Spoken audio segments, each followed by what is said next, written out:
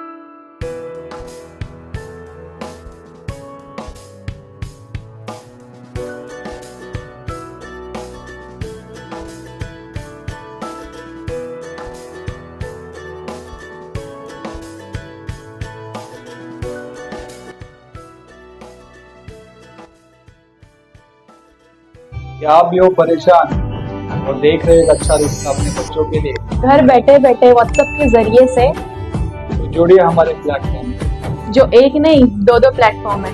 कोकनी शादी और मुंबई रिश्ते। तो आज ही कांटेक्ट करें पूरे नंबर पर और देखिए घर बैठे बैठे अच्छे अच्छे रिश्ते, कोकण से लेके मुंबई तक और मुंबई से लेके अब्रॉड।